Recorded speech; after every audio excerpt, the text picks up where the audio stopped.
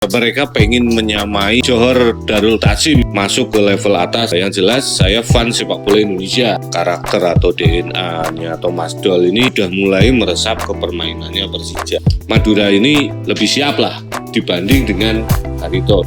Halo Sobat Radar Jogja, kembali lagi dengan saya Ahmad, host cadangan yang sepertinya akan jadi utama ini. Oke, dan kali ini di podcast Main Bola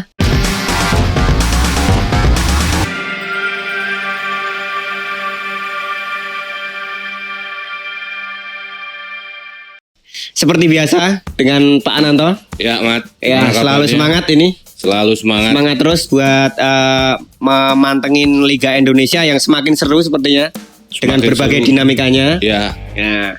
Dan kita sudah memasuki pekan pertama Liga Indonesia yang Liga 1 yang sudah bergulir ini, Pak. Ya. Dan banyak hal menarik. Salah satunya ini yang mungkin menjadi sorotan banyak pengamat sepak bola maupun statistik pertandingan.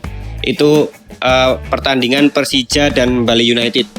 Itu bisa dibilang dua raksasa Liga Indonesia ya, Pak ya. Iya. Itu Thomas Doll dan Coach Teko ini adu taktik yang menjadi menarik karena di situ ternyata di luar dugaan Bali United justru yang bisa menang. Dan pengamat juga mengamati di situ ada salah satu faktor Behrens itu yang dijaga ketat oleh Rizky Pelu.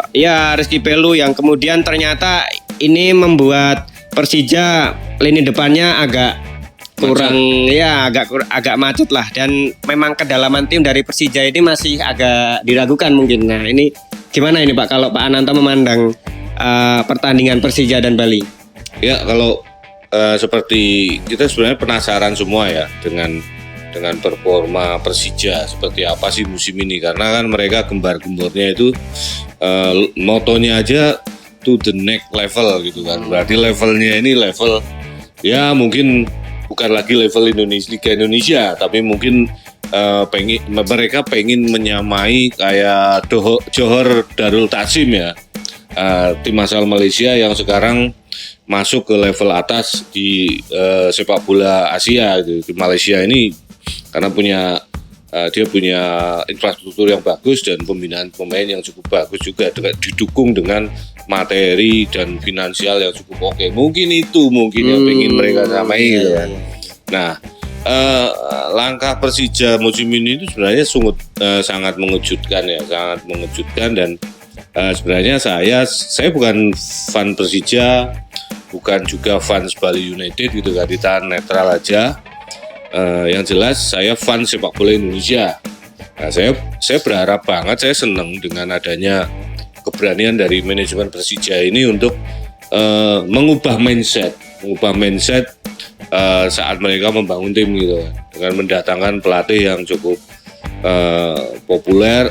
Bukan hanya populer, tapi dia secara track record ini juga bukan pelatih main-main kan, dan saat jadi pemain pun juga bukan main-main. Kembali ke pertandingan dengan Bali United ya, dari awal itu Teko sebenarnya sudah was-was. Teko mengatakan kalau Persija ini mainnya sudah mirip tim-tim Eropa gitu kan. Karakter atau DNA-nya Thomas Doll ini sudah mulai meresap ke permainannya Persija. Sudah mulai, tapi belum semuanya gitu. Nah, kemarin hasilnya kita tahu semua, Persija dipaksa menyerah 0-1. Tapi angka ini menurut saya juga angka yang cukup fair ya, maksudnya cukup fair dalam artian dari segi taktik, dari segi permainan. Sebenarnya Bali ini kan juga dia bermain sangat hati-hati kan. Dia tahu betul bahwa yang dihadapi ini bukan Persija sebelumnya gitu kan. Memang sudah berubah gitu kan. Cuma hanya saja permainan Persija yang diharapkan Thomas Doll ini nggak bisa 100% yang seperti diharapkan. Lagi-lagi kenapa? Karena persiapannya juga cukup mepet ya, cuma 8 minggu kan, atau otomatis 2 bulan untuk menyusun tim. Nah, yang jadi masalah kan Thomas Doll ini kan orang yang baru di Liga Indonesia.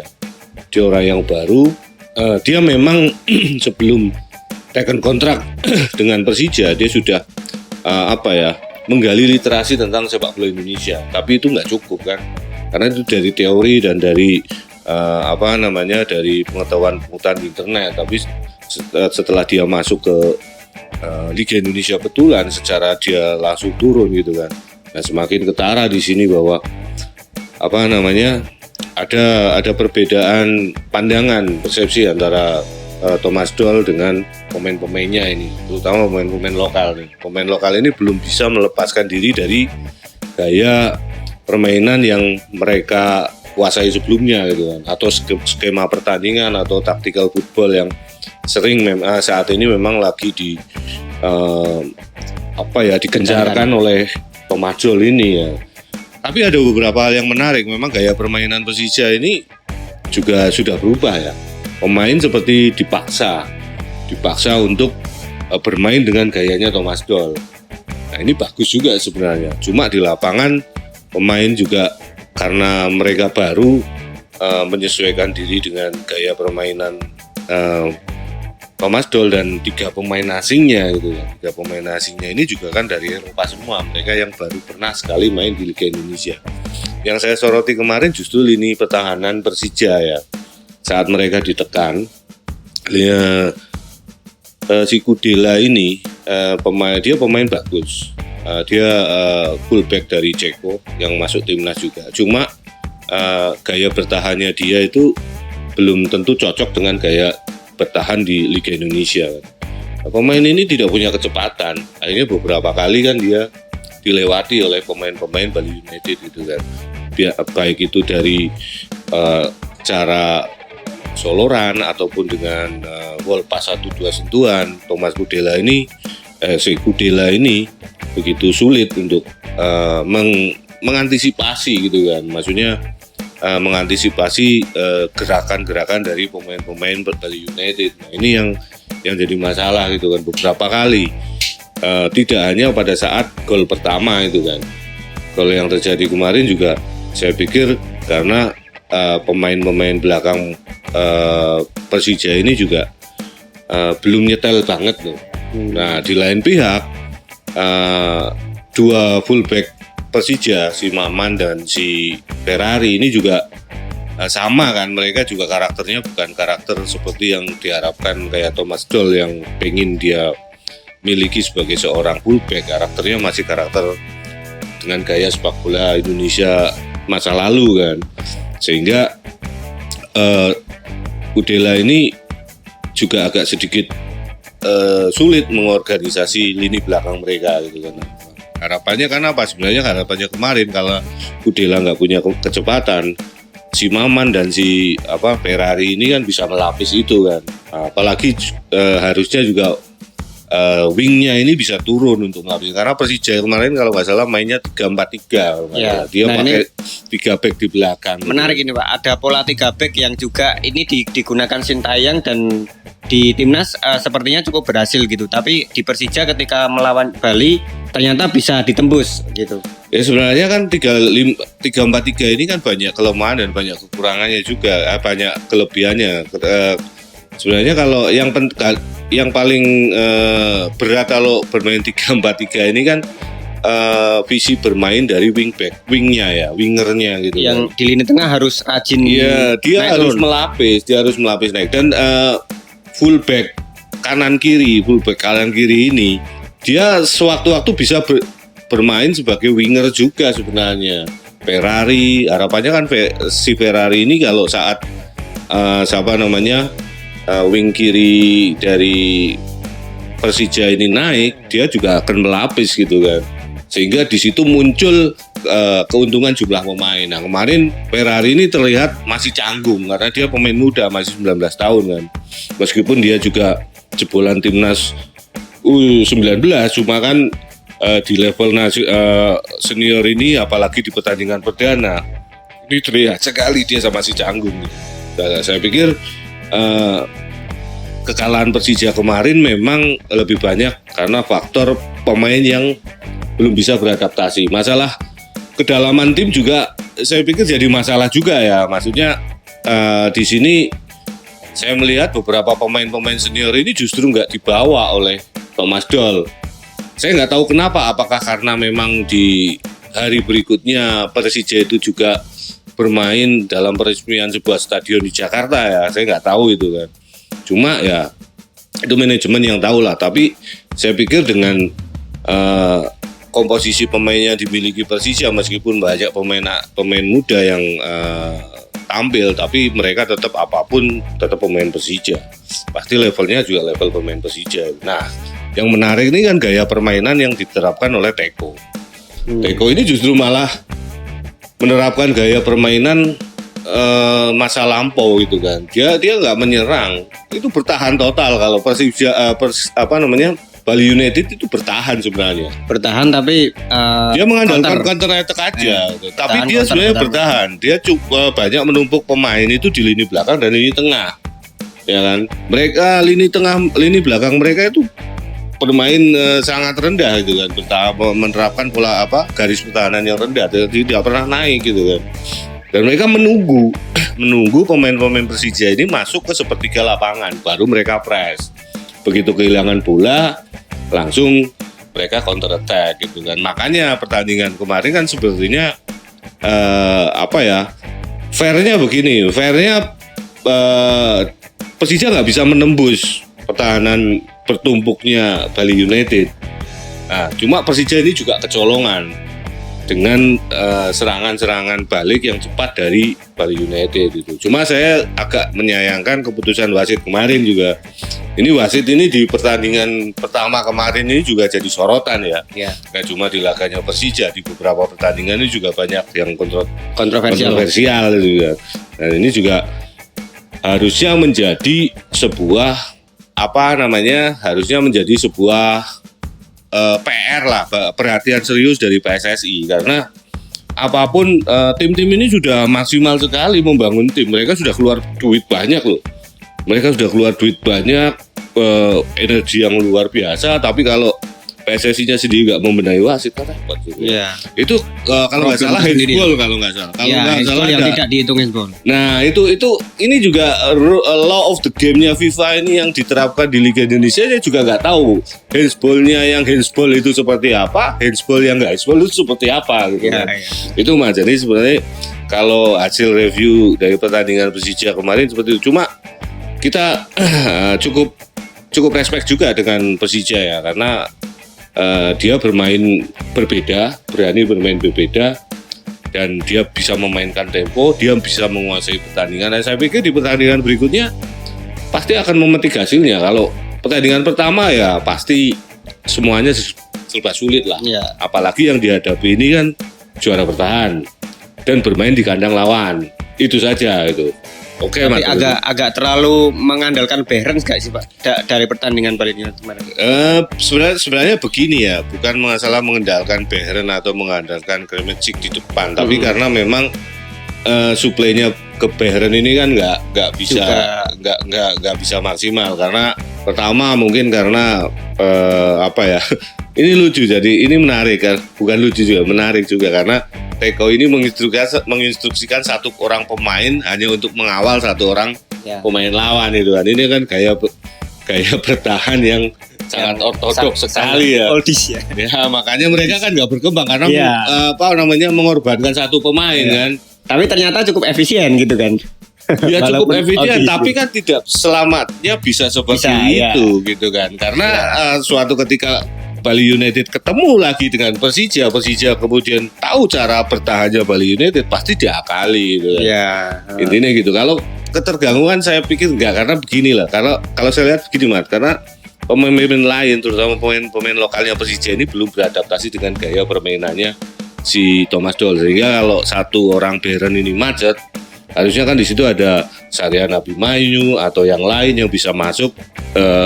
Dia mencoba untuk mengambil keuntungan berkurangnya satu pemain Bali United yang mengawal si Behrens ini, sehingga kalau Behrens saya lihat kemarin sebenarnya cukup pintar. Begitu dia tahu dikawal, dia turun terus ke belakang. Nah ini yang menggantikan posisi dia di depan ini nggak ada. Intinya gitu Mas. Sebenarnya secara taktik ketika itu sudah diterjemahkan sepenuhnya oleh para pemain, sudah bisa memecah kebuntuan ya. Harusnya begitu. Harusnya pemain-pemain ini bermain cerdas dan pintar juga membaca membaca apa ya namanya permainannya atau membaca gaya bertahannya dari Bali United itu sebenarnya. Dan kalau bisa istilahnya kan man to man ya Pak ya.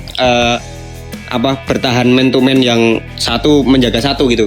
Ya itu kalau kan ada dua, ada zona marking sama man to man marking ya. Kalau zona marking kita kan menjaga daerah gitu kan. Menjaga daerah, kita nggak menempel pemain secara ketat satu persatu enggak, tapi kita menjaga daerah masing-masing agar intinya mempersempit ruang.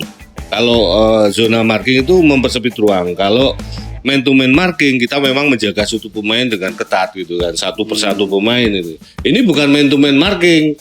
Tapi yang ini namanya apa ya? Satu orang menjaga satu orang aja, sementara yang lain bergerak masih bebas. Iya, man to man, gitu. bener-bener. Iya. Oke. Nah, kita akan ini ya Pak ya. Jadi laga selanjutnya Persija ini bakal kita tunggu nih nanti. Ya, saya juga penasaran.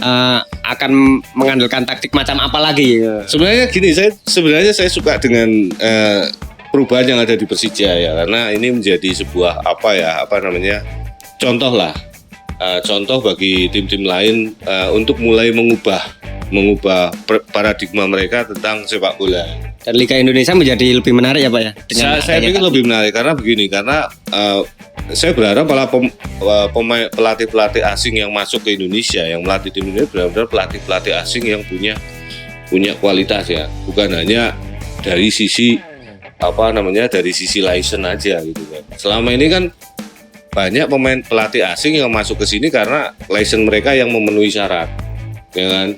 Tapi secara kualitas saya pikir juga nggak lebih bagus juga dengan pelatih lokal sebenarnya gitu kan. Saya nggak menyebut nama ya. Oke, tapi kalau bicara kualitas kita coba move on ke pertandingan yang lain Pak. Ini yang cukup agak memalukan bisa dibilang karena ada satu pertandingan 8-0 Madura United versus Barito Putra. Ya. Nah, ini kebetulan Barito Putra ini diasuh oleh Dejan Antonik yang sebelumnya juga sempat mengasuh PSS dan waktu itu bahkan sampai ada tagar Dejan out juga. Ya, dan ternyata di Barito juga ternyata malah hasilnya lebih mengecewakan lagi. Nah, ini apa yang terjadi Pak? Atau apa yang bisa disoroti nih dari pertandingan bisa 8-0? Ya, intinya gini, saya harapan saya hasil ini adalah hasil murni teknis gitu aja. Ya. Jangan faktor non teknis. Artinya apa? Bahwa secara teknis Madura United lebih siap lah. Ya. Dibanding bener. Barito Putra. Lebih siap dari segi apa ya? Dari segi semuanya. Dari segi kualitas pemain, persiapan tim. Dia Madura ini lebih siap lah dibanding dengan Barito. Itu saja. Karena saya nggak melihat, saya juga mengamati gol yang lahir di pertandingan kemarin. Itu memang ada 2 gol bunuh diri. Ya itu. Ya kan. Cuma kalau saya lihat sih sebenarnya ya kita nggak tahu ya. Tapi kalau dari kasat mata itu memang gol bunuh diri yang memang nggak disengaja. Tapi kita nggak tahu. Ya yang itu tahu cuma Barito dan Tuhan lah. Ya kita bicara pertandingan dulu aja Pak. Ya, kan itu nanti jadi kita kemana-mana. Sepertinya kok Barito ini pertahanannya kocar-kacir gitu dengan pertandingan kemarin gitu. Ya, ini apa ini gitu? Saya kalau dari sisi kualitas pemain sebenarnya nggak berbeda jauh sebenarnya. Saya pikir Barito juga mengandalkan pemain-pemain yang musim lalu ada gitu kan. Ini gitu. Nah, dan Barito ini kan juga punya sejarah panjang di Liga Indonesia. Jadi kemungkinan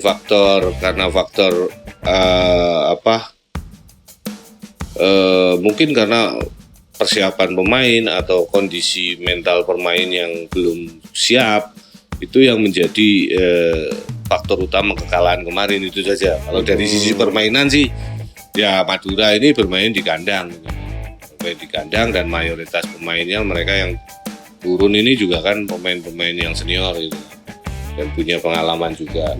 Nah, saya nggak berani menebak-nebak seperti apa, tapi dari sisi permainan kemarin sih memang ada kesan bahwa pertahanan Barito ini nggak solid. Intinya gitu aja. Iya. Intinya nggak solid. Tapi secara taktik Dejan ini menurut Pak Ananto dalam mengkomposisikan pemain ini seperti apa gitu? Sepertinya kok di belakangan terakhir ini memang ya prestasinya hancur-hancuran lah. Kalau kemarin dari hasil sesi press conference terakhir ya, setelah pertandingan Dejan menyatakan bahwa dia salah memprediksi penampilan dari Madura karena Madura sekarang berubah total. Tapi itu kan sebenarnya nggak bisa ya pembelaan apapun itu sebagai seorang pelatih saat akan menghadapi sebuah pertandingan dia itu harus bisa mereview dulu lah bagaimana sih calon lawan ini sampai sedetail-detailnya ini seperti apa sehingga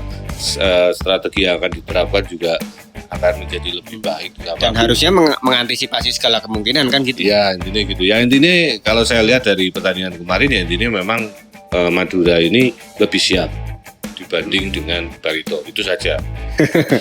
Ini ada klub yang sama-sama promosi dari Liga 2 ke Liga 1. Berarti ini juara 1 dan juara 3 ya, Persis dan Dewa United. Yeah. Nah, dua-duanya sama-sama di Liga 1 kali ini cukup materinya juga tidak bisa dipandang remeh. Begitu. Pelatihnya juga tidak bisa dipandang remeh juga sama-sama. Nah, di pertandingan pertama kemarin malah dimenangkan oleh Dewa United. Iya. 2-3. Nah, ini apa Pak yang bisa disoroti ini dari permainan kedua tim ini? Ya kalau kemarin saya lihat Persis ini sedikit agak telat panas. Intinya gitu aja, terlambat panas. Dan yang kedua, lini tengah Persis ini harus jadi perhatian. Perhatiannya apa? Perhatiannya itu ada satu pemain yang bagus, Mesidoro ini. Mesidoro ini pemain asing yang bagus, dia punya kualitas. Cuma di tandem dia di lini tengah ini tidak bisa memberikan rasa aman bagi Mesidoro ini. Sehingga Mesidoro yang harusnya seorang attacking midfield, dia sering malah harus merebut bola duluan gitu kan. Dia harus merebut bola, kemudian dia juga harus mengejar lawan dan sebagainya. Nah ini akhirnya menguras energi dia kan, stamina dia. Nah sebenarnya PR terbesar posisi ada di lini tengah dan lini belakang. Kalau lini depan saya pikir kemarin dengan munculnya Artiga sebagai salah satu pencetak gol, ini saya pikir juga menjadi sebuah jawaban dari keraguan supporter Persis yang selama ini menganggap Artigas ini harus dia tidak sesuai dengan labelnya yang katanya bekas pemain akademi Barcelona gitu kan. Nah ini yang selama ini menjadi persoalan di pendukungnya Persis. Nah kemarin dengan Artigas mencetak gol dan golnya saya pikir juga bagus dari set piece yang bagus dan ini kejelian dari Mesidoro ini juga karena Mesidoro ini seorang, kalau saya lihat ini salah satu pemain tengah terbaik, skillnya yang baik dan dia punya posisi bermain di Liga Indonesia saat ini. Saya pikir itu. Nah tinggal bagaimana Coach Jackson ini bisa menemukan tandem yang ideal antara Zinedine Faris kemarin dan satu lagi Taufik. Nah Taufik ini kemarin bermain sebenarnya cukup bagus, cuma dia bagus dalam menghentikan pemain, tapi dia kurang bisa mengalirkan bola. Intinya gitu, karena gelandang bertahan nggak cuma hanya menghentikan pemain lawan aja, tapi juga harus bisa mengalirkan bola. Nah ini dua pemain ini yang harus dimatangkan sebetulnya, karena dua pemain ini pemain muda gitu. Nah di tengah nanti ada si Mesidoro ini. Sebenarnya itu aja problem dari Persis kalau saya lihat di lini tengah. Kalau di lini depan sebenarnya mereka stok gelandang dan penyerangnya cukup banyak ya. Kemarin Samsul Arif belum dimainkan ya. Kemudian juga Ferdinand Sinaga baru main di menit-menit akhir gitu kan. Nah ini mungkin Coach Jackson punya pertimbangan sendiri. Nah kemudian yang cukup agak lemah ini juga di sisi sayap. Sayapnya ini juga sampai kemarin Alfat Fatir yang harusnya bermain sebagai wingback, dia didorong ke depan. sepertinya di situ Coach Jackson ini belum puas dengan adanya Gavin Kwan sama si siapa namanya Kevin Gomez. Ini jadi masalah juga.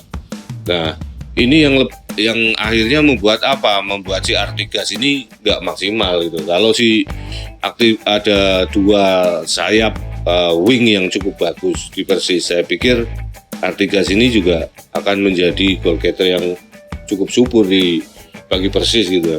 Nah, apalagi di tengah ini playmakernya sudah ada, attacking midfieldnya ini sudah bagus gitu. Tinggal bagaimana sih dua tandemnya dia di tengah ini bisa memberi rasa aman. Maksudnya memberi rasa aman begini, Mat. Kalau saat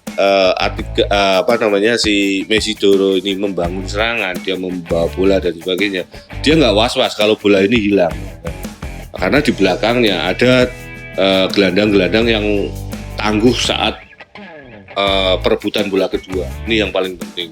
Nah, kemarin saya melihat dalam perebutan bola kedua, dua pemain ini, Topik dan si Faris ini agak sedikit terlambat gitu kan. Akhirnya alur serangan yang disusun Persis ini tidak bergelombang. Sekali serang hilang, kemudian mereka harus bertahan. Tapi kemudian ini nggak bagus. Nah, yang bagus kan kalau satu kali serangan gagal, bola bisa diambil lagi, kita kembali menyerang lagi. Nah, ini akan membuat pertahanan lawan ini goyah juga. Itu loh. Dan kalau Dewa United kemarin saya pikir bermain cukup bagus ya, cukup cerdik. Strikernya ini striker yang saya bilang cukup oportunis. Sekecil apapun peluang di depan gawang dia bisa memaksimalkan. Nah, ini juga pemain berbahaya. Hanya saja memang tandemnya di lini tengah ini supplier bolanya ini kemarin juga masih belum ada, karena semua gol kemarin kebetulan lahir dari set piece kan. Ya. Mayoritas dari set piece, dari tendangan bebas atau tendangan pojok gitu kan. Nah, ini yang menjadi menarik dalam pertandingan kemarin. Sebenarnya kedua tim ini punya materi pemain. Kalau dari materi pemain saya melihat bahwa Persis ini lebih unggul gitu. Dari skill individu mereka lebih unggul. Artinya Persis sebenarnya lebih berpotensi untuk nanti bisa melejit ke atas ya Pak ya? Ya itu tadi intinya, kalau Jackson ini bisa menemukan kunci di lini tengah aja, memberikan rasa aman pada Mesidoro ini. Karena Mesidoro ini pemain bagus, saya pilih dia pemain bagus, malah lebih bagus dibanding Artigas itu. Dia lebih bagus juga dari gelandangnya Dewa United kemarin.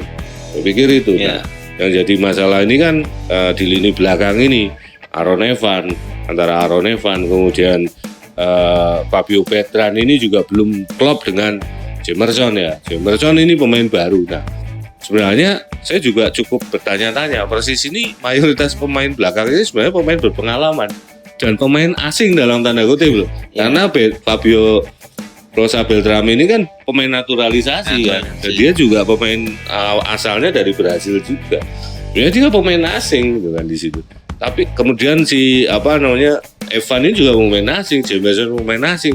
Kenapa kok lini belakangnya gampang sekali tembusnya? Ini juga PR juga, man. Artinya materi yang sudah sangat mumpuni itu harusnya sudah bisa lebih apa ya? Harusnya bisa lebih apa yang dihasilkan kemarin. Harusnya itu kerugian besar karena itu pemain di kandang kan. Ya, di kandang dan termasuk punya fans supporter paling fanatik di Indonesia juga. Sangat fanatik, Pak Sopati dan segala turunannya lah, kan sekarang banyak nih muncul nama-nama yang ada di Solo ini kan banyak itu kan. Ya walaupun sefanatiknya gimana, kita tetap menyayangkan kejadian kemarin ya Pak ya, yang ada kerusuhan di Jogja. Ya itu saya pikir itu ya semoga sudah diselesaikan lah, karena wali kota Solo itu juga sudah minta maaf langsung. Ya. Intinya gitu. Sudah langsung diselesaikan oleh pihak-pihak berwajib. Oke, kita bergerak ke pertandingan-pertandingan yang lain juga. Nah ini ada Pak, Borneo dan Arema, yang ternyata Borneo sepertinya bisa menang 3-0 dan klub yang cukup bersinar lah di Liga Indonesia. Termasuk kita lihat di Piala Presiden kemarin. Kemarin skornya berapa Borneo sama Arema? 3-0. 3-0. Iya. Ya. Jadi Borneo Arema ini saya pikir juga jadi anti klimaksnya Arema ya. Jadi mungkin karena ya revenge-nya Borneo itu dari mereka gagal di Piala Presiden. Kemudian mereka membalasnya di laga pertama. Saya rasa dari sisi Milonya itu juga nggak begitu nggak begitu. Saya rasa Milo ini juga pelatih yang sedang-sedang saja, maksudnya dia juga karakter permainannya juga hampir sama dengan tim-tim yang ada di Indonesia lainnya, dan karakter kepelatihannya juga hampir sama gitu kan. Nah mungkin kemarin yang menjadi nilai lebih dari pemain-pemain Borneo karena itu mereka benar-benar ingin menang gitu kan. Nah mereka benar-benar menang dari kualitas pemain sebenarnya Arema jauh di atas Borneo dari individu pemainnya ya. Nah sekali lagi yang namanya mentalitas pemain di sini berbicara. Mentalitasnya apa? Karena apa? Dalam 2 kali pertandingan Borneo melawan Arema di Piala Presiden itu Arema justru malah lebih banyak bertahan. Mereka hanya mengandalkan serangan balik. Sementara Borneo ini berani menyerang, berani keluar meskipun bermain di kandang lawan pun Borneo juga berani keluar. Berbeda dengan Arema, dia bermain di kandang dia cenderung untuk bertahan. Nah ini juga harus bisa disiasati lagi. Almeida ini seperti apa karakter permainannya. Kemudian waktu mereka final leg kedua, mereka hampir dikurung terus-terusan oleh Borneo kan sepanjang pertandingan. Tapi mereka juga berhasil mempertahankan kedudukan hingga mereka menang 1-0 Afrika di Piala Presiden sebelumnya. Nah ini kemarin Coach Milo ini sudah membaca permainan dari Arema. Arema pasti bertahan, dan betul saja Arema kemarin bertahan. Mereka mencoba untuk keluar setelah ketinggalan. Nah ini kan menjadi masalah, dan saya juga nggak begitu tahu kenapa kok pemain Arema ini bermain sedikit bertahan ya. Dari musim lalu sebenarnya kualitas pemain Arema ini sebenarnya lebih bagus musim ini dari sisi pemain lokal. Lebih bagus iya, tapi lebih produktif belum. Kalau Arema ini. Nah, itu menjawab juga materi pemain juga bukan satu-satunya faktor gitu ya. Bukan satu-satunya faktor. Kalau saya kemarin melihat bahwa ini agak berbeda ya antara Arema dengan PSS. PSS ketinggalan gitu kan. Tapi mereka tetap fight bagaimana caranya untuk mengejar ketinggalan. Nah, kalau Arema itu masih ada kurang di sisi itunya. Gitu. Nah, sebenarnya tinggal memoles motivasi pemainnya saja gitu kan. Karena mayoritas pemainnya itu saya pikir di atas rata-rata lah dengan tim-tim lain di Indonesia ini. Mayoritas pemain dari Arema ini sekarang, terutama pemain-pemain lokalnya ya. Nah, kembali lagi mereka bermasalah dengan striker juga. Setelah Portes pindah dan kemarin pemain asing yang baru si Kamara ini juga nggak bermain kan. Ya, tapi memang di pertandingan sebelumnya ketika Fortes misal tidak dimainkan, cedera atau apa, menjadi buntu juga, Pak. Iya, itu masalah. Problemnya dari dulu itu sebenarnya di lini depan. Lini depan ini jadi problem Arema sebenarnya. Itu Mas. Jadi kalau saya melihat kemarin ya karena agresivitas dan daya juang dari Borneo lebih bagus. Intinya itu.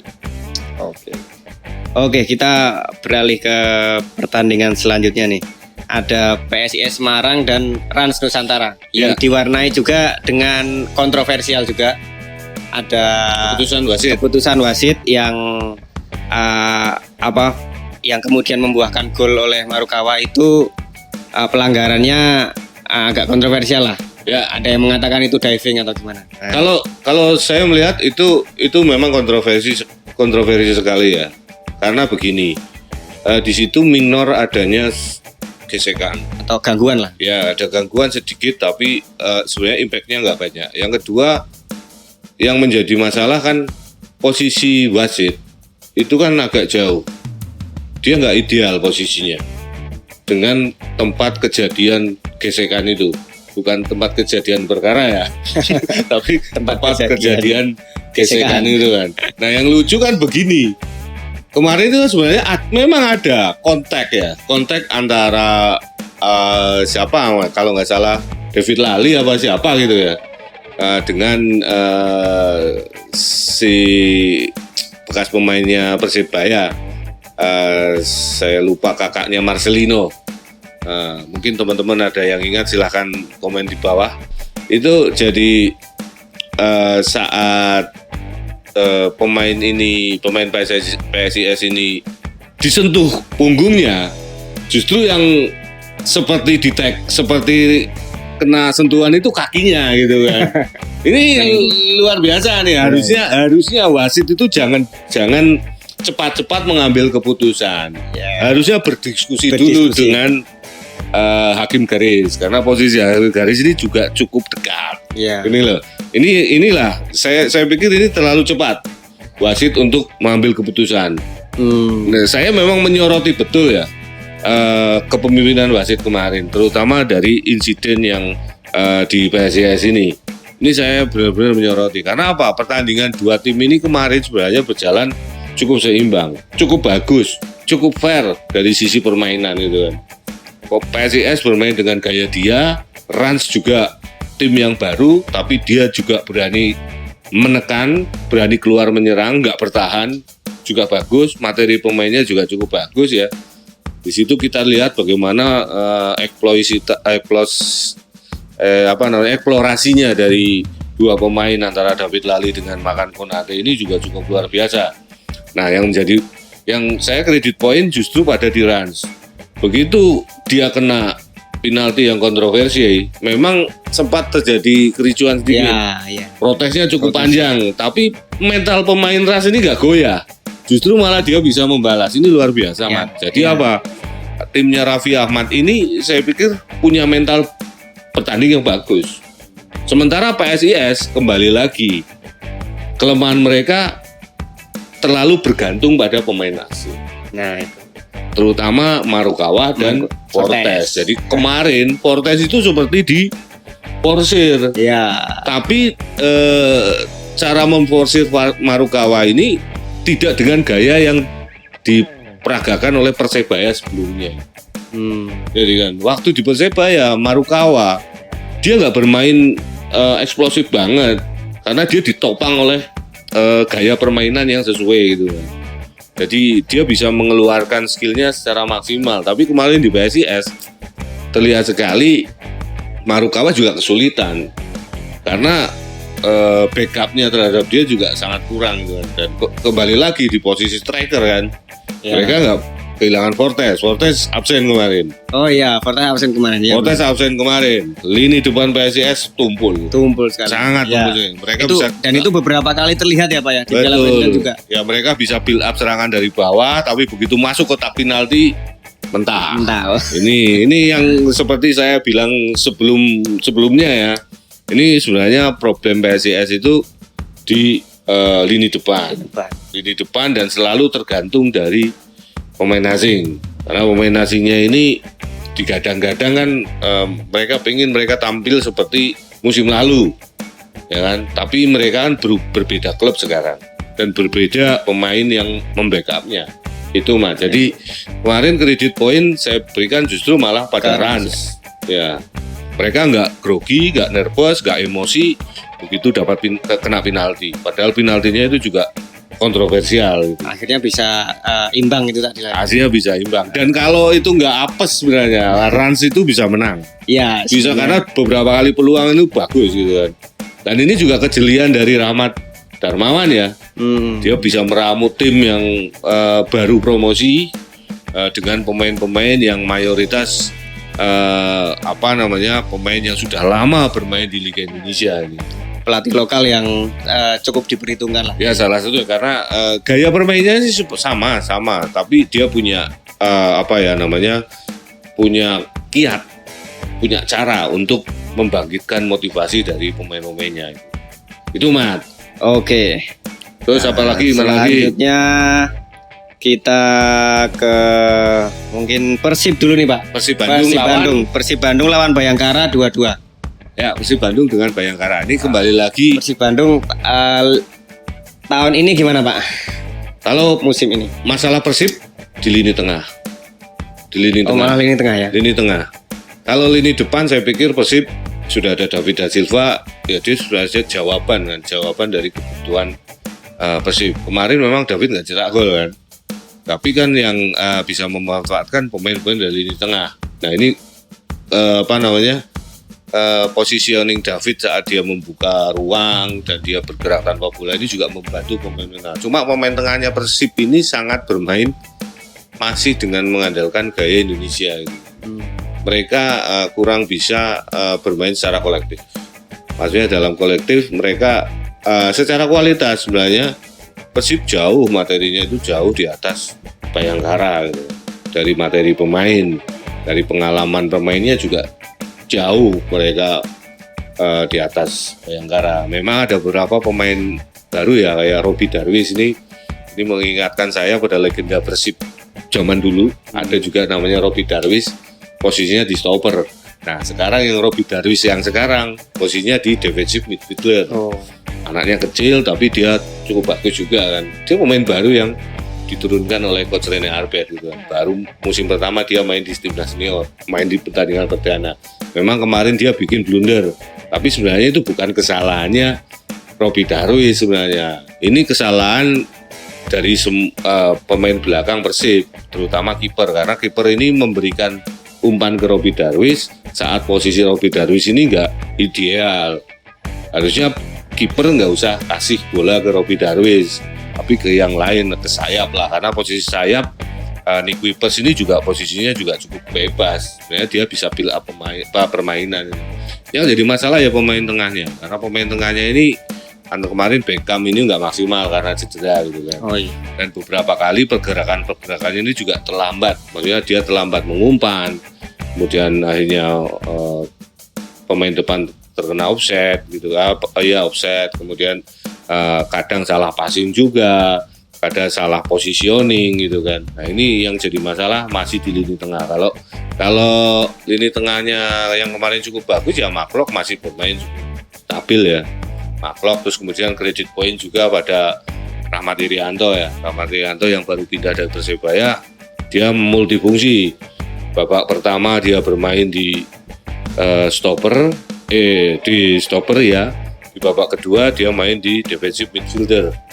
Ya, ini bagus, ini luar biasa. Pemain ini memang multifungsi ini. Jadi ini sebenarnya kalau mau rekrut pemain ya kayak ini nih. Dia bisa main di mana-mana gitu kan. Jadi nggak rugi. Intinya gitu, Mas. Dari bagi Rian sendiri ini juga ini keuntungan ya kan. Dia juga hampir setiap pertandingan dia bisa bermain karena bisa bermain di posisi apapun gitu kan. Mungkin di striker yang belum pernah dicoba gitu kan. Dan di kiper gitu. Ini gitu. Nah, tapi memang kemarin kalau dari sisi hasil saya pikir fair ya, hasilnya 2-2 dan semuanya golnya juga saya pikir nggak ada yang kontroversi, dua-duanya gol yang clear semuanya. Nah kembali lagi Bayangkara ini juga tim yang punya motivasi yang luar biasa ya. Apalagi kemarin Sani Rifki ini saya menyoroti pemain ini karena setiap dia bermain dia motivasinya itu nggak pernah turun.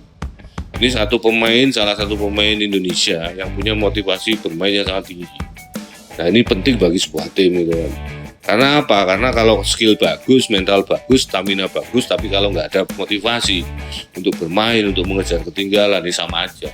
Ini gitu. Cuma memang coach Widodo ini memang agak sedikit apes ya kalau dia pegang tim ini gitu. Ya apes. Secara materi bagaimana Pak? Ya enggak, dari sekarang materi ya sama, tapi kadang dia sering apes gitu aja. Karena apa? Coach Widodo ini kan dia punya pengalaman sebagai striker dan dia salah satu pemain Indonesia yang punya visi bermain seperti pemain Eropa sebenarnya. Nah mungkin dia akan mencoba menerapkan visinya ini kepada pemain-pemain yang ada di Bayangkara sama kemarin sebelumnya di Persita. Cuma mungkin ilmu teman-teman dari pemain ini yang belum nyandak gitu aja.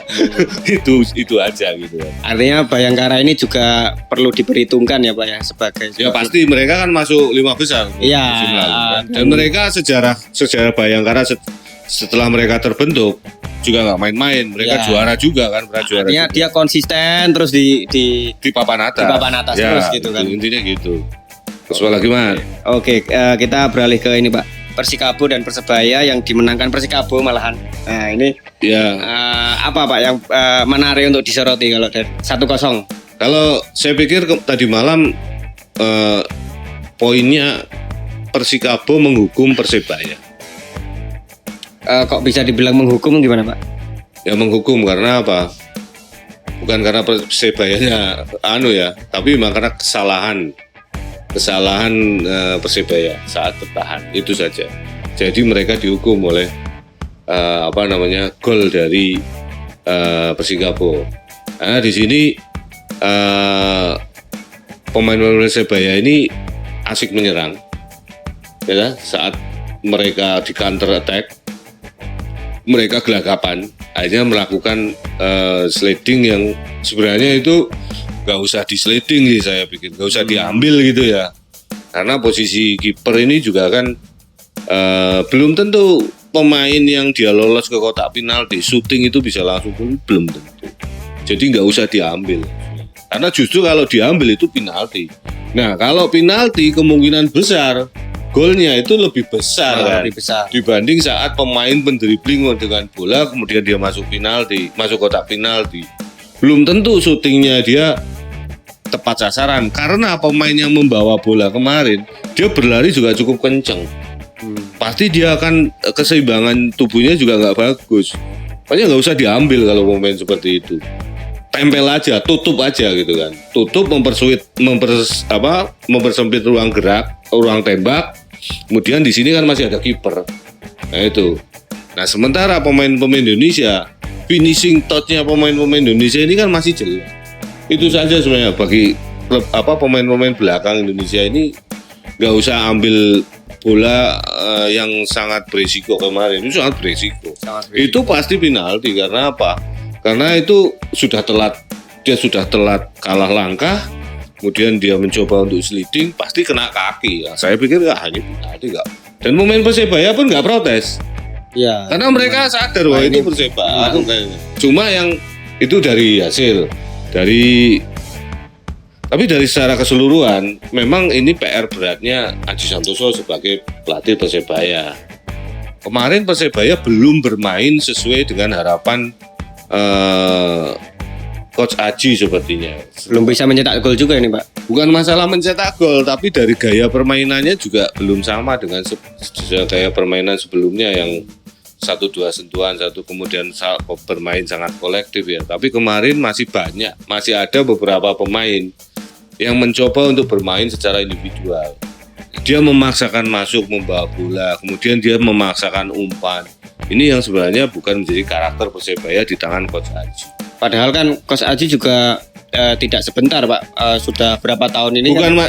Tidak sebentar iya tapi kan mayoritas pemainnya ini kan berganti semua, berganti kan. Dan kelemahan utama yang kemarin saya lihat ada di sisi wingback. Hilangnya Reva Adi sama Adi Setiawan ini cukup berpengaruh.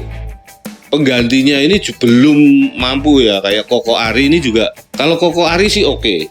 Cuma satunya si Arif ini juga belum matang kalau saya lihat. Ini yang menjadi problem karena di kunci dari permainan Persebaya musim lalu ada di wingbacknya juga. Wingbacknya ini mereka itu sangat rajin membackup wingernya Marukawa dan Bruno Moreira di depan. Mereka sangat rajin. Mereka bisa bermain secara kolektif. Nah, kemarin saya melihat belum ada sosok seperti yang bermain seperti Reva Adi Utama dan si Adi Setiawan. Si Adi Setiawan kan pindah ke Rans sebagai kapten malah. Ya. Memang klub-klub di Indonesia itu sangat setiap musim pasti berganti begitu. Apakah perlu juga mungkin gimana caranya mengkeep pemain-pemain agar tetap di klub itu begitu? Itu penyakit sepak bola Indonesia dari dulu kan seperti itu. Makanya. Karena mayoritas tim-tim Indonesia ini kan budgetnya itu kan juga satu musim baru mereka menyusun tim, satu musim baru menyusun tim. Ya, jadi bayarnya per musim lah, tidak bisa. Itu tidak berani lah. Saya sih berharap sekali ini ada perubahan kayak seperti itu. Tapi kan masing-masing tim juga mayoritas juga kemampuannya cuma seperti itu. Itu kembali lagi karena infrastruktur dari sepak bola Indonesia. Intinya gitu. Makanya ini juga menjadi catatan harusnya bagi PSSI ya. Yang kemarin yang saya soroti di pertandingan pertama kemarin ya salah satunya faktor wasit. wasit ini harus segera ada pembenahan. Karena kalau nggak ada pembenahan, ini nanti imbasnya, impactnya ini juga akan nggak bagus bagi sepak bola Indonesia secara keseluruhan. Harus diperbaiki lah wasit-wasit ini. Apakah perlu misalnya VAR atau itu masih terlalu jauh, Pak? Kalau saya sih begini, maksudnya ya kalau ini kan begini, PSSI ini kan punya mandat yang besar. Ada 250 juta orang Indonesia yang mungkin mayoritas ini kan penggemar sepak bola semua. Mereka kan berharap besar PSSI ini mampu memajukan sepak bola Indonesia. Ya kalau masalah VAR atau apa tadi namanya dan wasit asing mungkin itu ya. Iya. Ya ini begini bahwa sekarang ini kan sebenarnya PSSI ini kan mendapat mandat yang cukup berat dari seluruh rakyat Indonesia ya. Mungkin ada mungkin dari 250-an juta rakyat Indonesia, mungkin separuh lebih ini pencinta sepak bola gitu kan. Nah, mereka pasti berharap persepak bola Indonesia ini menjadi maju gitu kan. Tidak stagnan terus seperti ini. Nah, tapi dari tahun ke tahun saya nggak melihat adanya kemajuan di PSSI malah.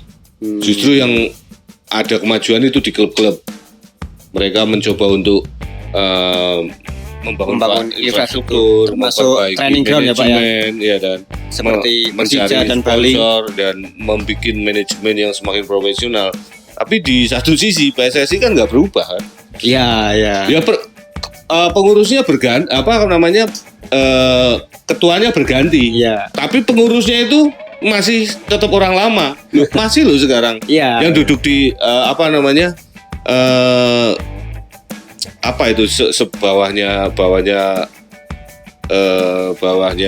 ketua umum itu kan ada beberapa orang itu loh yang masuk situ. Exco ya, ada Exco itu. Exco-nya itu masih orang-orang lama. Iya. Yang waktu saya liputan sepak bola Indonesia itu tahun 2000 atau 2001, itu mereka juga sudah ngurusi sepak bola Indonesia, sudah ngurusi klub, ya kan? Dan mereka juga sekarang malah duduk di PSSI gitu kan. Nah ini yang harusnya cobalah mereka, apa nggak ada orang lain tuh saya gitu. Iya benar. Ini saya sampai hafal orang-orang itu. Oh ini lagi itu dan mayoritas EXO ini kan juga pemilik klub masing-masing kan. Nah, lucu itu, gitu kan. Itu yang, ini yang lebih lucu ini kan. Perlu dibenahi itu. Nah ini lebih lucu. Nah, artinya makanya netralitasnya pasti ada konflik interest lah. Nggak mungkin di Indonesia ini nggak ada konflik interest ya. Sorry aja nih agak sedikit menyoroti itu. Kita kan bebas kan, kita kan media. Gitu. Dan secara klub tadi juga dibilang sebenarnya sudah ada arah-arah untuk membangun infrastruktur dari Persija Bali United gitu Pak. Saya tahu betul bagaimana sih jatuh bangunnya ya pengurus dan manajemen klub saat menjelang kompetisi itu luar biasa. Bagaimana mereka mencari uang untuk bayar pemain, bagaimana mereka untuk bayar akomodasi pemain, bayar tiket pesawat itu bagaimana, bayar tiket bayar hotel itu seperti apa. Itu mereka mencoba untuk memenuhi itu semua. Mereka coba untuk memenuhi semua. Nah, sekarang muncul klub-klub yang sudah IPO ya, seperti Bali United, kemudian Persebaya yang sudah berganti pengurus dan menjadi lebih profesional, kemudian Persib yang dari awal Persib itu tampil di Liga Indonesia selalu kekurangan biaya. Sekarang masalah uang ini bukan masalah bagi Persib, ini luar biasa kan. Nah ini sekarang kan tim klub-klub ini sudah mulai berubah. Sementara PSSI ini masih tetap stuck. Timnasnya pun juga mulai prestasinya juga karena imbas gitu kan. Nah, kembali lagi ke masalah wasit ya. Kalau masalah ditanya tentang VAR ya. Kalau memang PSSI berniat untuk memajukan sepak bola Indonesia, Sintayong itu sekali lagi ngomong, timnas yang bagus itu terbangun dari kompetisi ideal. Yang bagus juga. Lah kompetisi Indonesia itu masih nomor berapa sih di ASEAN? Ya. Masih nomor 1 kan nggak mungkin ya. Malah kalah masih dengan Thailand, kalah dengan Vietnam, kalah dengan Malaysia. Ini kan yang jadi pertanyaan kita. Kalau memang PSSI memang ingin menjawab tuntutan itu dan benar-benar merasa wah saya benar-benar hidup mati untuk memajukan sepak bola Indonesia. Berapa sih harga VAR? Kalau dibilang satu pertandingan misalnya sekian ratus juta sekian ya cobalah dicari gitu kan. Itu kan tugasnya dia, kewajibannya dia. Termasuk pendidikan wasit-wasitnya juga harus harusnya memang ada tidak hanya pelatih saja yang disarati dengan lisensi ya. Wasit ini juga harus berlisensi bagus dong. Dan paling enggak PSSI ini membuka khusus wasit, mungkin ambil instruktur dari Inggris atau FIFA langsung gitu kan. Nah sekarang wasit di Indonesia kan yang berlisensi FIFA cuma berapa kan? Kalau dulu saya lihat, kalau saya pernah dengar sih ada wasit yang cukup legendaris ya, Jimmy Namitopulu, itu juga wasit-wasit bagus, tapi mereka sekarang pensiun gitu. Nah ini kan kembali lagi masalah wasit ini memang menjadi menjadi PR.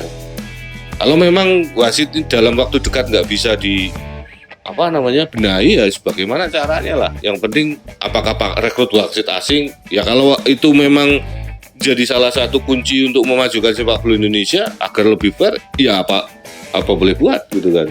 Yang jelas begini, kalau memang pengen sepak bola ini maju ya kan, ya PSSI-nya juga harus berubah juga, mindsetnya ini juga harus berubah, bahwa PSSI-nya berbenah, timnya ini juga berbenah, liga pasti maju. Jangan karena wasit VAR mahal gitu. Loh, Anda ini kan sudah dapat mandat jadi pengurus PSSI, ini nggak mudah loh. Ini gitu, Mat. Itu, Mat. Nah, ya itu tadi banyak sekali PR di persepak bolaan kita ya Pak ya. Dan liga juga baru saja bergulir. Kita akan tunggu gimana sepak terjang dari tiap klub di Liga Indonesia. Apakah akan terus berbenah dan menyajikan hiburan-hiburan yang menarik, atau malah tambah kontroversinya lebih banyak. Kita tunggu saja. Saksikan terus podcast Main Bola. Jangan lupa like dan komen, dan juga subscribe Radar Jogja Channel dan Radar Jogja Podcast. Sampai ketemu di podcast selanjutnya. Sampai jumpa.